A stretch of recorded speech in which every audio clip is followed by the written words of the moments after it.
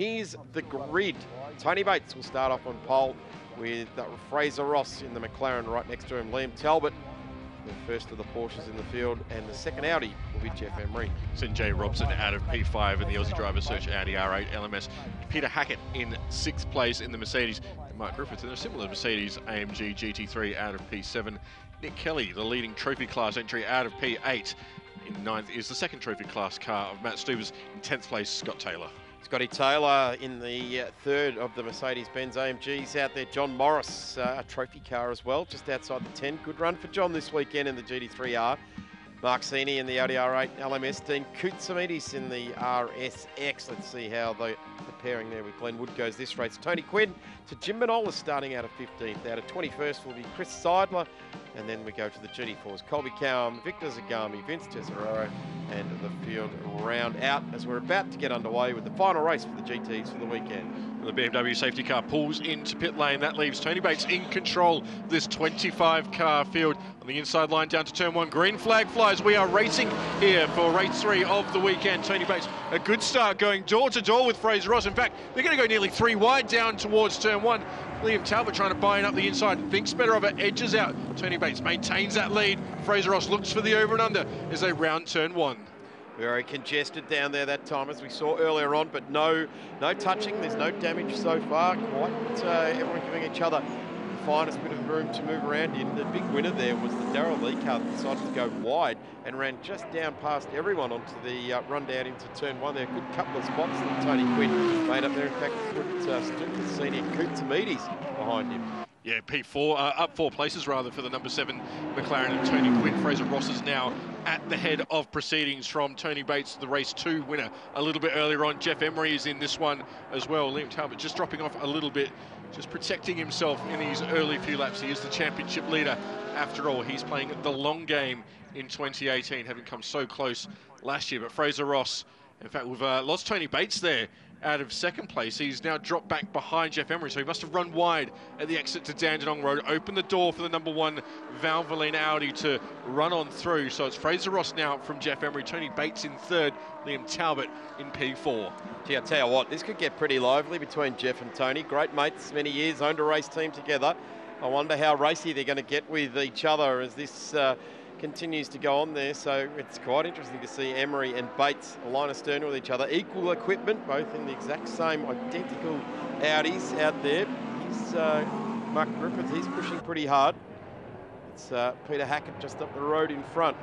And it doesn't look like Peter Hackett's in any rush again in this race in the St. Ali fourplex Mercedes-Benz to get underway with things. Just letting the race come to him like he did this morning, was certainly not holding anyone up. That if they wanted to get through, he'd open the door and ever so slightly, and if they wanted to take it, they'd go on through. But certainly got a definite plan that he's playing to this weekend, Peter Hackett. Yeah, Peter Hackett is well and truly in the championship hunt, so he, like Talbot, is playing the longer game. Meanwhile, up the inside is the number 100 BMW. Moves through on the number 49 Lamborghini. That's Ricky Capo on Dean Koutsamidis. Battle over 13th place out front. Fraser Ross now holds a 1.8-second advantage over Emery himself, 1.2 seconds up the road from now 3rd place Liam Talbot. So Tony Bates just starting to slip back in the early stages of this race. Gee, isn't Fraser Ross having a good run of it all early doors in this one? He's got himself a very, very handy lead indeed. And wanting to take a good points haul out of this one. Going back down through the field, watching them all come through turn 1. Ross really needs to scamper clear here because he's in the pits for a lot longer than what Jeff Emery is. Emery's going to be stationary for 47 seconds in that number 1 Audi. Ross out front is going to be stationary for 62 seconds. So there's, 15 seconds between those two. So Ross effectively needs to clear out to the tune of 15 seconds before the pit window opens to just cover that one off. So Fraser is encouraged to run away, isn't he? Yeah, he really does. Run away and hide at this point in time. The worst possible thing that he could see is the safety car. Yeah. Just staying in touch at this point is important for Emery. As we see a little bit further back, that is Peter Hackett putting a move on Tony Bates. That moves Hackett into 5th place. Bates has just dropped another couple of spots on this lap, so the early pace isn't in that car. The race will come back to Tony Bates. He's going to be stationary for 50 seconds, courtesy of having won race 2 a little bit earlier on today.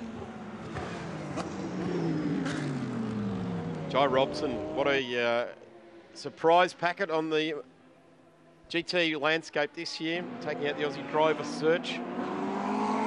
Putting some serious credibility into what that organisation are doing. They've invested in this Audi, of course, in the first round ran the Mercedes AMG. Now getting a hold of one of the Audi customer support cars and running it in its own right for the Aussie driver search. It's actually the car Jeff Emery used to be in. Yep. He was in that car last time out of the bend. So 4th place, got Peter Hackett behind him. Oh no, the Lamborghini REX with Dean Koutsamides at the wheel. The number 49 classic car restorations outfit parked up.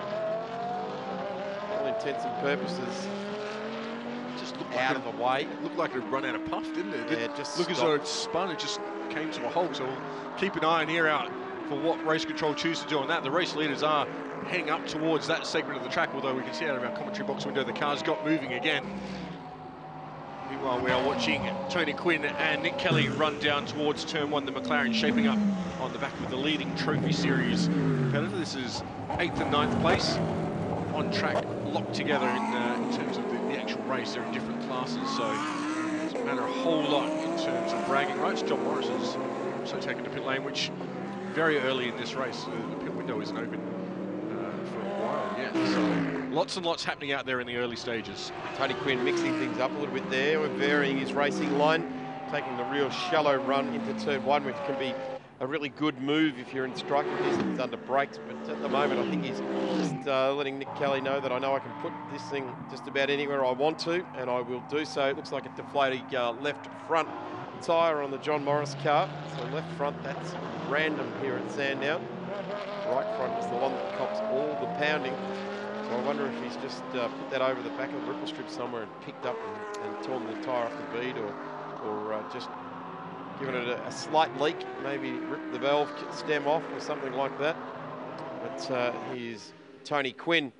Good to see a strong crowd in today for the Shannons Nationals as Tony Quinn streams on down the straight and trying to chase after Nick Kelly in the industry Audi, being chased down also there by Matt Stupas.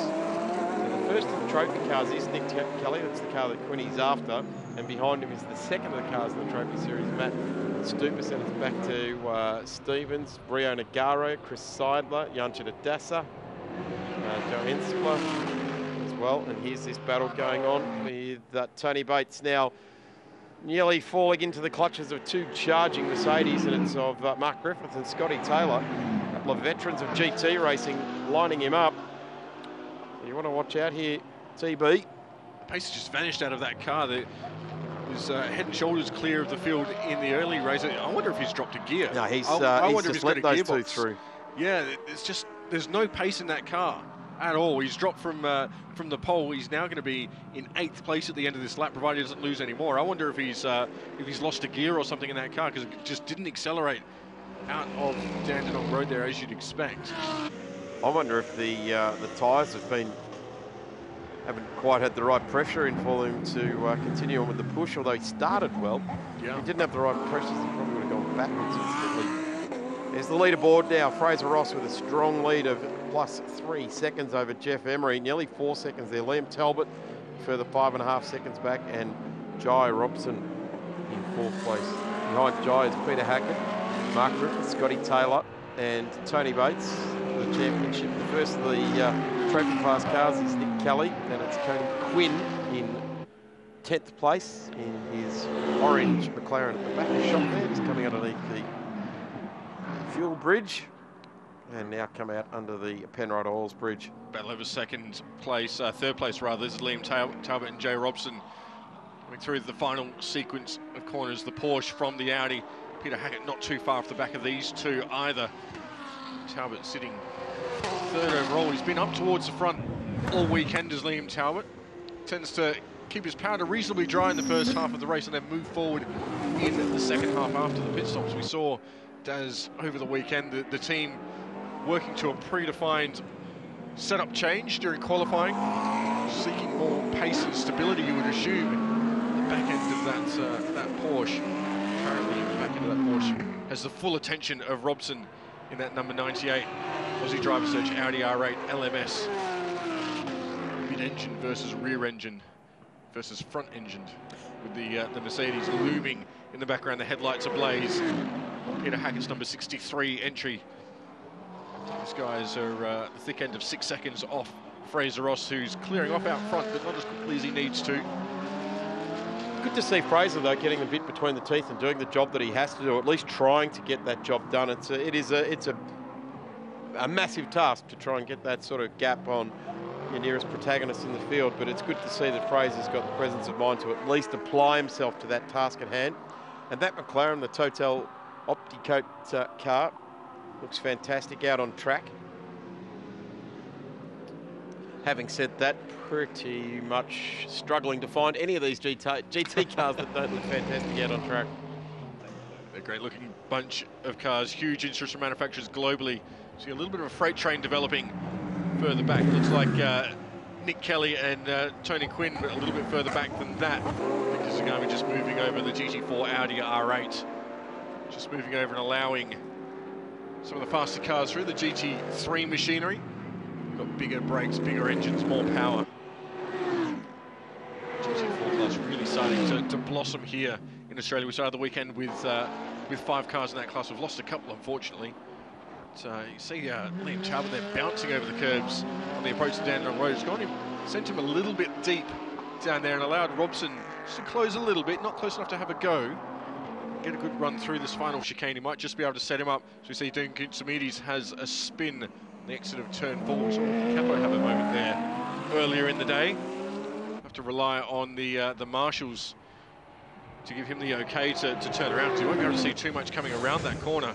The leaders are now approaching that zone as well. Third time this race we've seen Dean Koutsoumides make a bit of a mistake. Certainly making the task of his co-driver a lot more difficult every time he does. These two experienced protagonists of Mark Griffith and Scotty Taylor having a really strong run at it. These guys are fighting it out for 6th and 7th on the road and enjoying themselves. So they've come through that yellow flag zone. Just holding station there, Liam Talbot from Robson. 28 minutes remaining in this 40-minute race. Plenty of time left as they come up and put a lap on the G55. So there's a vibration in the 9 Lamborghini having had contact, which has left it turned the wrong way. So it sounds as though there's some damage to the driver's side rear of that car. With any luck, that Lamborghini can rejoin. Double wave yellows there at the moment, which means slow down, be prepared to stop. And he's just waiting for a break in traffic to get going now. See if we can pick up any damage rear of shot there. And it does look as though the right rear is not pointing perhaps as straight as it might. A bit of toe out there, I think, on that one. Certainly very clear instructions from the officials down there. Stop, stop, stop. When it's time to go, you give them the big wave on. It's like, go high on the Daytona Dome. Go high. And they do. Lamborghini gets back underway, and Liam Talbot is on the flashes. He's not shy in using them, is he? Gets on the flashes. Yeah. Very experienced sports car racer is Liam Talbot. Spent a couple of years over in Europe racing in the Blancpain series. Won the biggest cup of them all, the Blancpain Endurance series over there. A couple of years ago with Kessel Racing in a Ferrari 458 Italia. Came back to Australia, did some good things in an Audi, and then has been racing a Porsche for the last couple of years. Came so close last year, racing in the championship hunt against the man on screen now, the #1 Audi R8 LMS of Jeff Emery. It was a ding-dong battle that went to the final lap of the final race. You see Fraser Ross just put a lap on Dean Koutsoumides, who's carried on with that Lamborghini. Fraser Ross now 6.97 seconds up the road from Emery, so he's eking that gap out. If he can maintain that performance, you would think that by a race's end he's going to be there or thereabouts in terms of the race win here. Pit window is only about 3 minutes away from opening. Hot wheel car care Porsche of Liam Talbot. And, that said, lots of experience internationally and a bit of experience locally here. Won the SR3 Radical Australia Cup going 4 or 5 years ago. Did it in a drive school car. And very impressive victory. Had Rick Kemp and Paul Stoker working with him. Ian Baird, who's actually down in the Audi team this weekend, working with them. Nino's a very experienced mechanic, go-to man these days when it comes to spannering an Audi, and certainly Liam Talbot used him to great effect in the Radical SR3 Championship when he took that out. Resisting the pressure now from Robson is Talbot. Robson sort of dived out, tried to put Talbot off his game going into the final sequence of corners down there.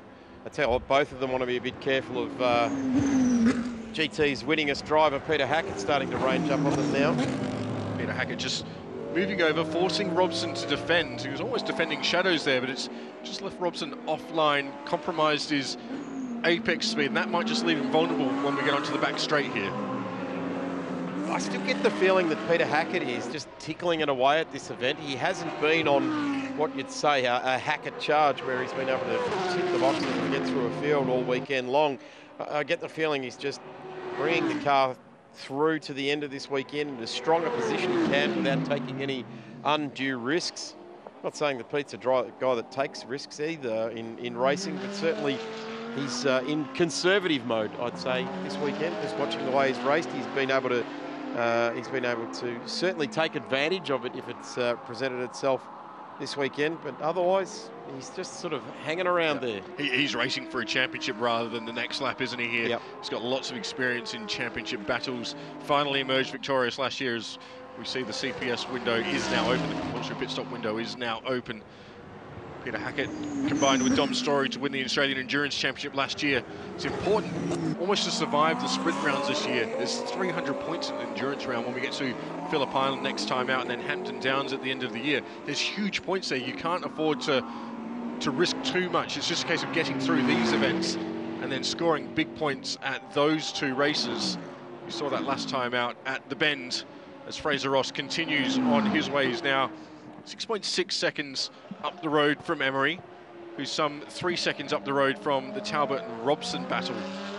So Ross doing absolutely everything he needs to do in that Total Opticoat McLaren 650S, the Y&A auto sport car run out of McElrea Racing.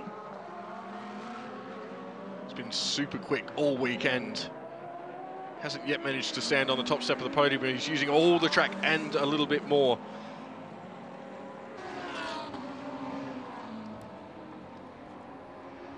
We complete another lap. It's 14 in the books for our race leader. As we see Joe Robson back of shot there, diving into pit lane. He's the first of the leading contenders to take his compulsory pit stop. So he'll be our crash test dummy to see where this is all going to shake out in a couple of laps. Everyone has to come in and serve a compulsory pit stop.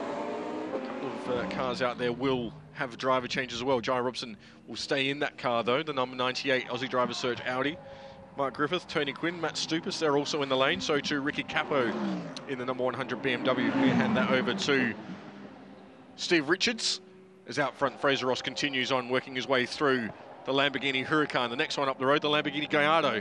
Jim Manolius has been passed. Next up is Yardina Dassa, the old and new of Lamborghini's range. Is there smoke coming out of the back of the Lamborghini Huracan? Let's keep an eye on that, because there's definitely certainly smoke pouring out of the BMW. Number 100, isn't there? There might be some brakes. That. Putting some damage repair tape across the front of the BMW. Certainly the bits of tape get bigger and bigger these days, don't they? So race leader Fraser Ross is in the lane. Campbell Little, the car controller at the front of that one. Man, he's got huge amounts of experience. As we see Jai Robson rejoin, so too Tony Bates. Just watching Stupas. Chris Montgomery from Pirelli watching on very closely in the background there with his the crew from the Trofeo race team, James Spengler and Ryan Billier watching on. Ryan Billier sometimes co-driver there with Jim Manolis. The Huracan currently running in 10th place. It's a good run. Hasn't pit stopped yet, but as our race leader is in. But certainly Jan Ginadasta in the Gallardo and Jim Manolis in the Huracan running at 9th and 10th on the road at the moment. That's Tony Bates rejoining the race now. The 24 KFC Audi versus the 23 KFC Audi. So too Steve Richards rejoining with the the bandage over the nose of the car. It just increases airflow. It's what all the performance athletes use.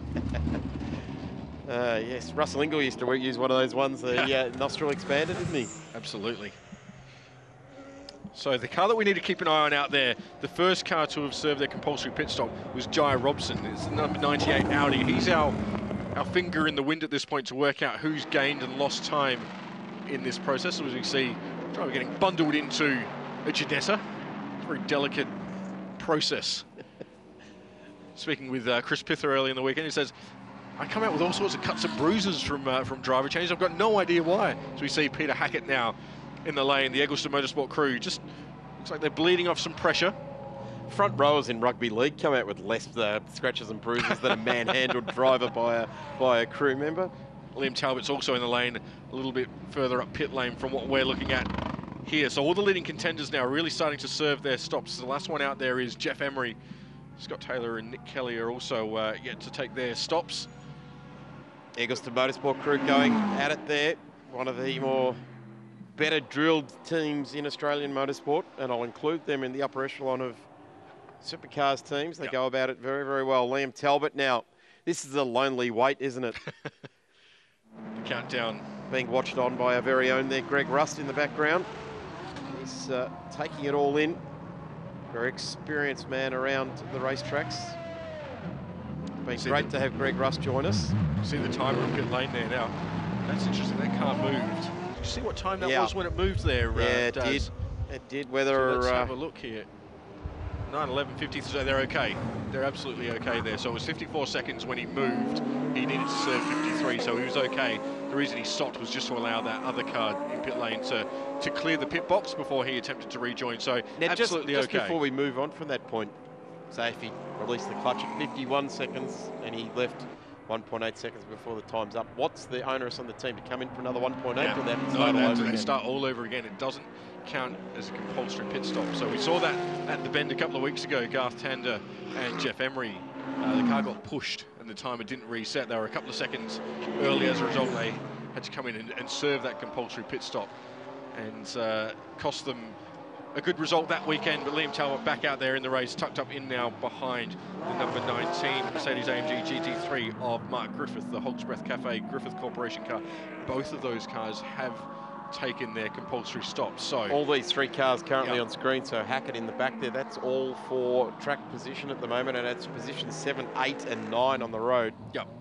So it looks as though when this shakes out that Fraser Ross is going to be up towards the front. Jeff Emery is in pit lane. He's got a nice short compulsory pit stop, so it'll be interesting to see where he emerges in relation to the likes of Fraser Ross. Just confusing matters at the moment. We've got Scott Taylor and Janja Nadata yet to serve their compulsory pit stop, so it's a little bit muddied still. Won't be too long before that's cleaned as Scott Taylor takes his stop. So we watch Mark Griffith and Liam Talbot locked in battle, the Porsche versus the Mercedes.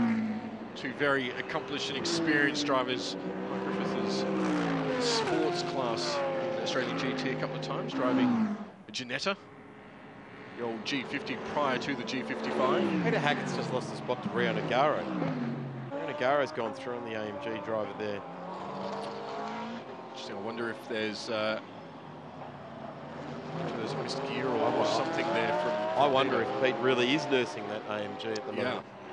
Oh, speaking of nursing things, Tony Quinn, he's nursing a broken nose. It's just rubbing on the front left tyre. Nothing quite like a Scotsman getting in a stoush and having the broken nose. There's also smoke coming off the right front of Janja Nadata, or perhaps even it's the right rear.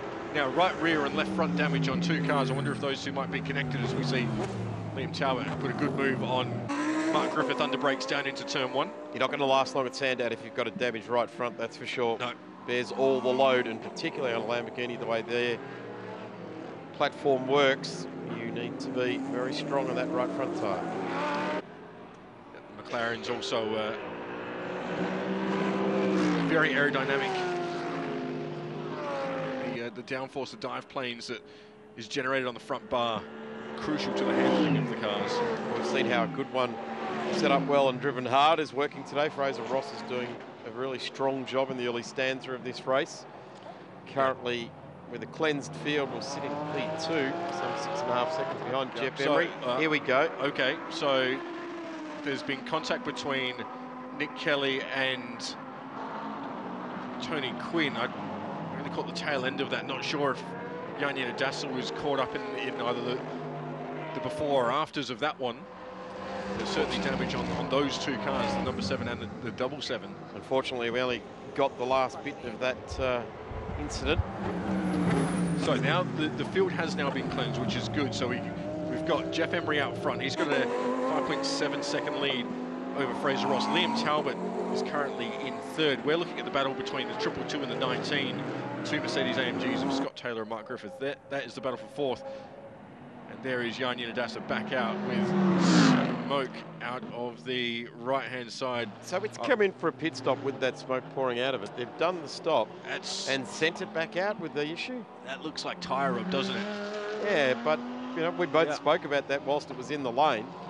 Yeah, it looks as though that's a rear. Yeah, it looks as though they've tried to put some tape and whatnot on to hold the bodywork off the tyre, but I like what they've done there too. They've used the right colour body tape as well, purple paint. Attention to detail.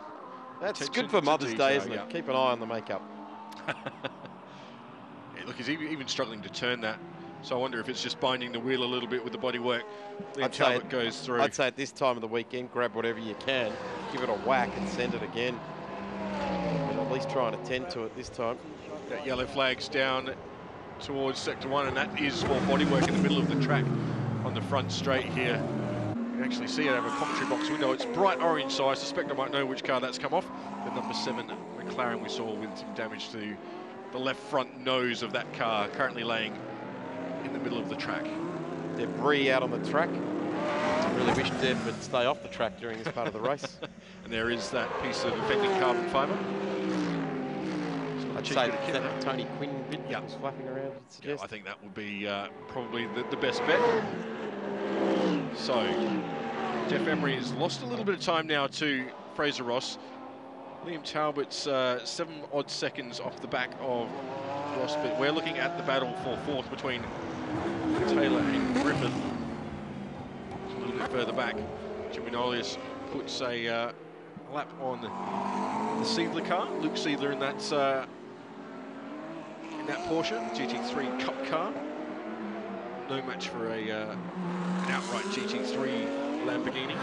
Jim Manolis is currently running 13th on the road. They've all been through their pit stops, so he's in a pretty strong position at this point in time. So that's not bad for Jim. A good weekend out.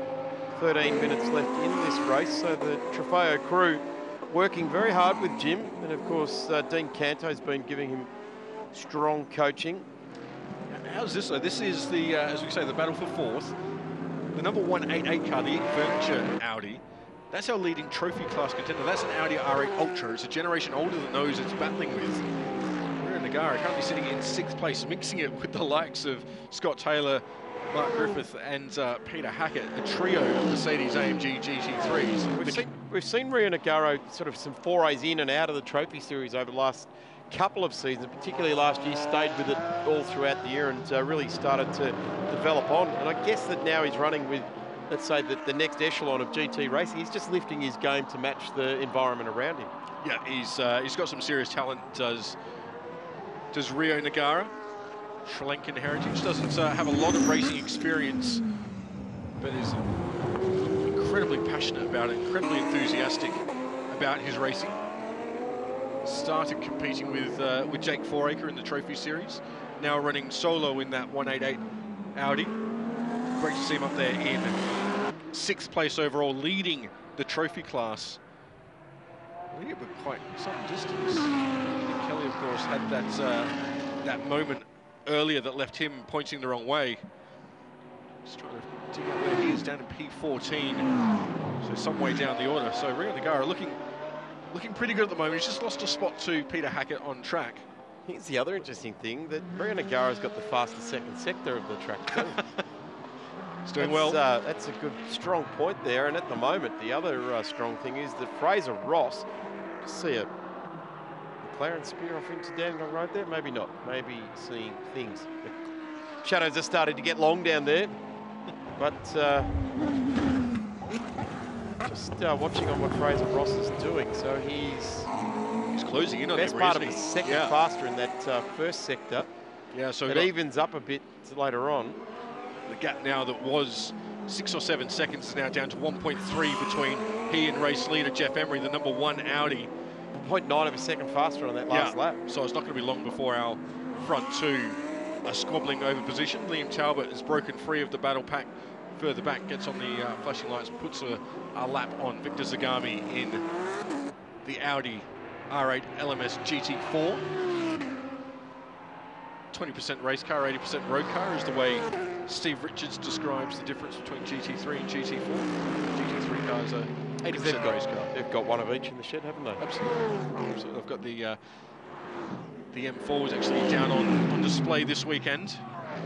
Great to see that car back out. It did run with us courtesy of Xavier West at round 1 at the Grand Prix, as Zagami does his best to stay out of the way of Scott Taylor, Mark Griffith and Peter Hackett. That trio of Mercedes-AMG GT3s currently squabbling over 4th place.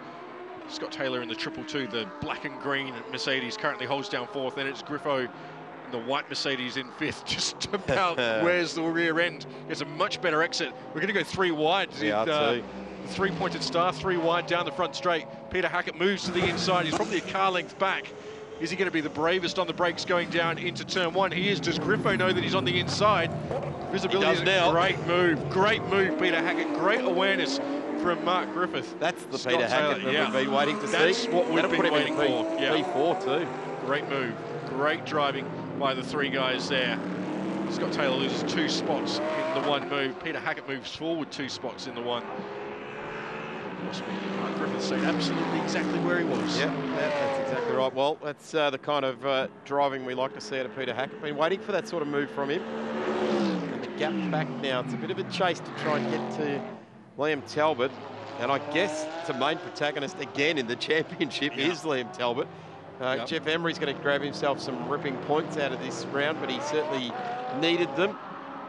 He needed to really jump all over this weekend. At the moment, it'll be 182 for Emery, 177 for Fraser, 163 for Peter Hackett, and 161 for Liam Talbot. So Liam Talbot really needs to get his way one more spot up the road. But Fraser Ross has got a good point haul. Then it's Jai Robson. Yeah. And then back to Tony Bates. Tony Bates, who had a win earlier today, is now back down in 16th at the moment. The pace has just disappeared out of that car, hasn't it? Out front now, our leading 2 cars are pretty much nose to tail as they went down into turn 1 a couple of moments ago. They're just heading up over the hill down towards Dandenong Road. Locked in battle as we look at the number 67 GT4 Aston Martin of Jeremy Gray. And here is our leading battle. Fraser Ross right now on the rear diffuser of Jeff Emery through Dandenong Road. You've got a feeling this is when, not if, Fraser Ross can find a way through. And this is the corner he's strong at. We've seen him pass numerous cars down there. And let's see what the run up the straight is. You wouldn't have thought that the McLaren had outrun the Audi on a straight line. It's tucked up in the slipstream though. A couple of car lengths back as they run down towards turn 1. A couple of back markers just up the road. They won't get them before they head out onto the back straight. Fraser Ross, even in the slipstream, isn't able to stay close enough to that Audi. Got a feeling that as soon as they get up towards the Lamborghini, who can take advantage of this traffic. Here he goes. Got Jeff Emery's going to be the icebreaker here. Yeah, and Fraser Ross is right with him though. He's that close that it's not going to be a distinct advantage. So if someone zigs or zags the wrong way, they're both going to be in strife here. Yep. Jeff Emery's pretty keen to let Jim Manolis know that, hey, we're going to have a good look at you, Jim. We'd love to have a wind out at Trofeo Estate, but we're doing GT racing now. Great driving from Mark Kane as well there. He realised that there was more than one car coming through.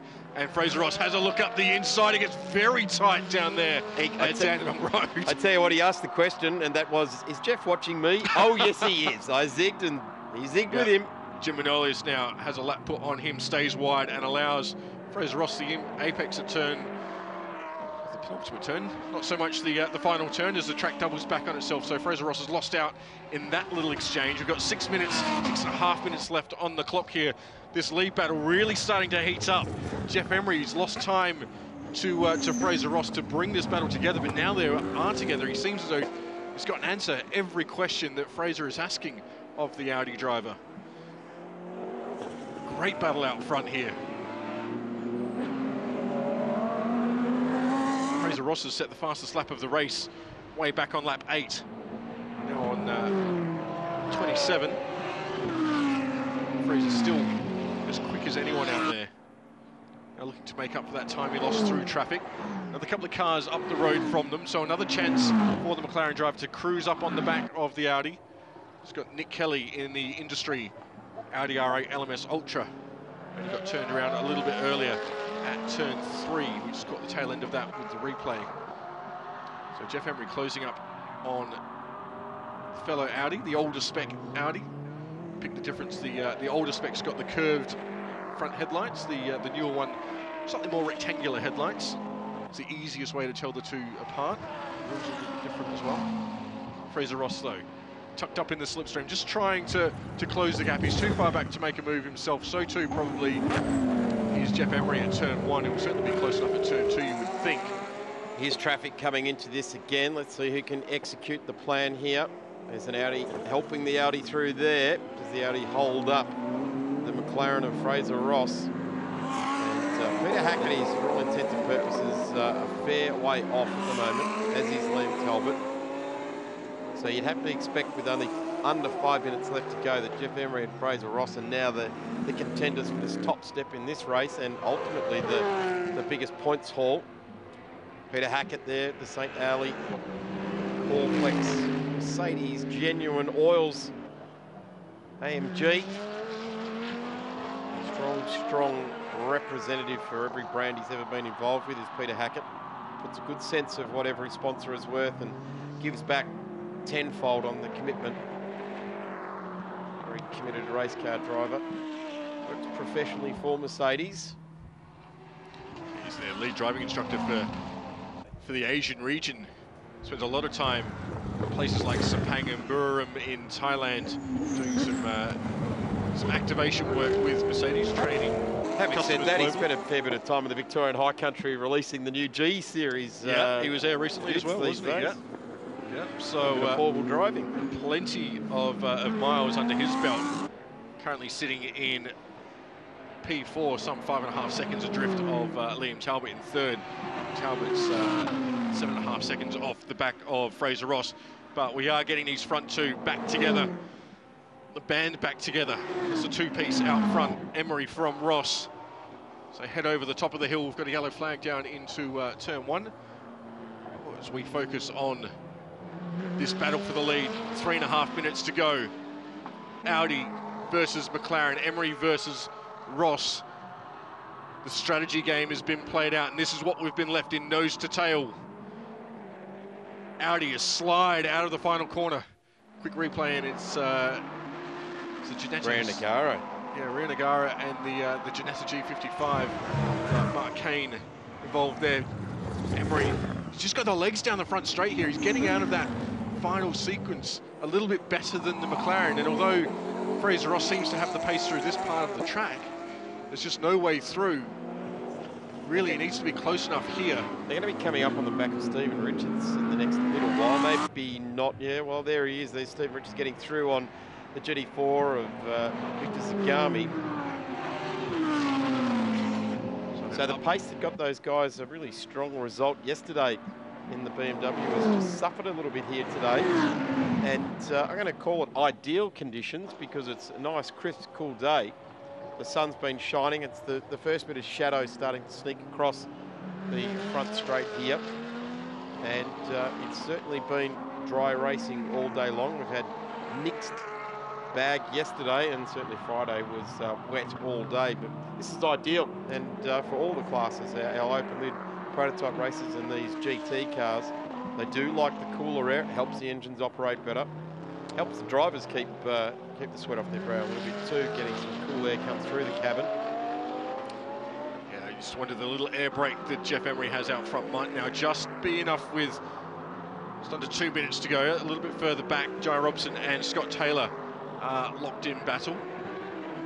Nagara is not too far off the back of those guys. Mark Griffith was involved in that a little bit earlier on, but he's now a little bit further up the road from this trio of cars, 2 Audis and a Mercedes. Nagara. Looks as though he is on the verge of chalking up his first Trophy Series race win if he can stay where he is. He needs to do it for another lap or so with a minute left on the clock. We're hearing that we will go last lap next time Jeff Emery crosses the control line, so he's only going to do it once more. Des Emery, he's got about a second and a half over Fraser Ross. There is a little bit of lap traffic up the road, but it's been there for a few laps. The BMW M6 has got plenty of pace, so you wouldn't think that will come into play.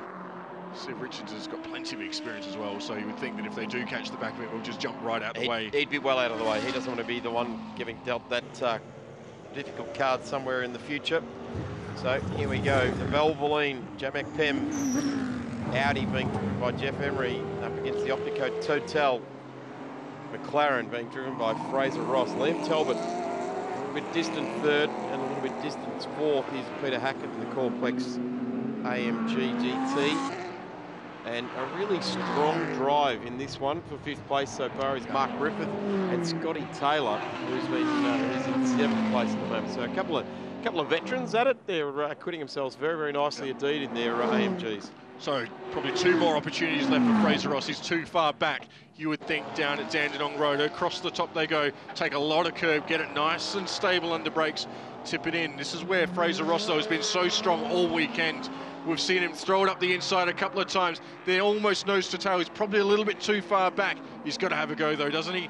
No. Well, that was the last corner that he's had a lot of success on all year long. But Fraser Ross will disappear into the shadows of Jeff Emery as he takes a race 3 for the weekend in the Australian GT Championship. And Fraser Ross will take P2. Here comes Liam Talbot charging to the line of the Hot Wheels Car Care Products outfit from Walkinshaw Racing. Liam Talbot home in third place. And here comes Peter Hackett for Mercedes-Benz AMG to the line there in the Corplex car to the line as well. Back of the shot there, Jim Manolis bringing it home there as well. And Jim coming home in 15th place. Strong showing for the Trofeo Motorsport team down there. And Jeff Emery just cruising nicely, wiping the sweat off the brow. The glove went straight up under the visor there just to wipe the brow. Here comes the REX with Dean Koutsamides at the wheel, and ultimately, where did Dean bring it home? Outside the 20 at the moment. Glenn Wood at the wheel, in fact, in 24th place there. So, well, there's a couple of laps in the pits with some dramas early on, but Jeff Emery, supreme drive from Jeff Emery. Absolutely fantastic performance. Just measured that one home to win from Fraser Ross, and Liam Talbot should see Jeff Emery also win the weekend for the Valvoline Audi R8.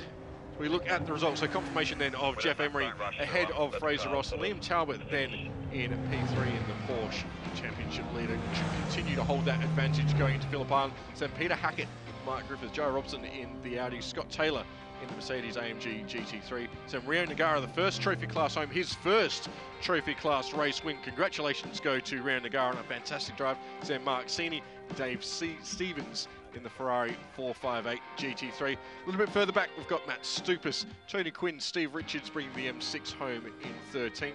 So Nick Kelly, who had a spin in that race. Jim Manolis in 15th, Tony Bates in 16th, the winner from a little bit earlier on today. Then John Morris in 17th, the Seidler brothers pairing rather, Luke in 18th, Isabella in 19th, and Jeremy Gray in the Aston Martin Vantage GT4 in 20th. So Mark Kane, Victor Zagami, Yanya Nadasa, and Glenwood. A couple of retirements there as well. Dale Patterson not even taking the start in the Chevrolet Camaro.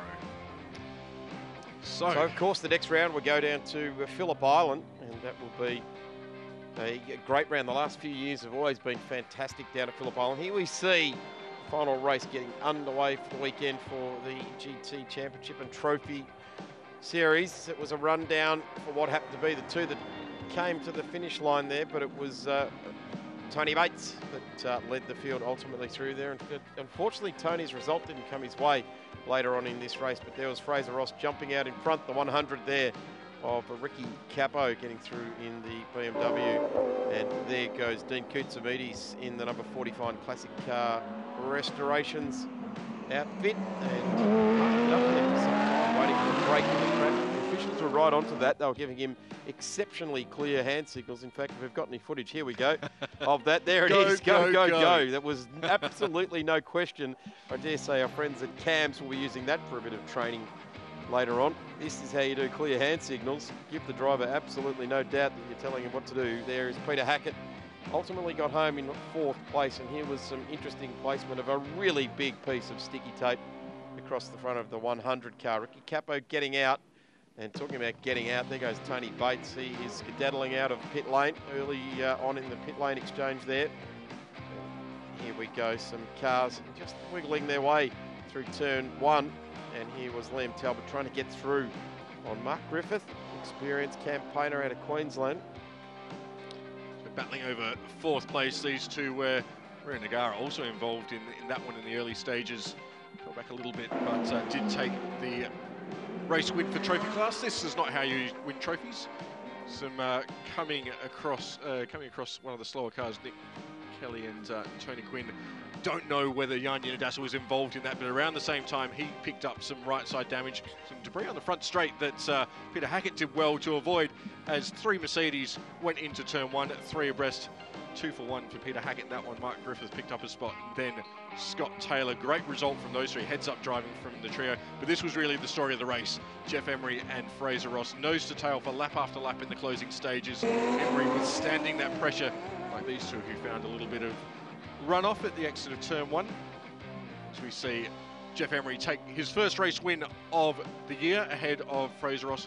Liam Talbot, who came home in 3rd place. He ended up the weekend 4th overall with 161 points. A good haul of points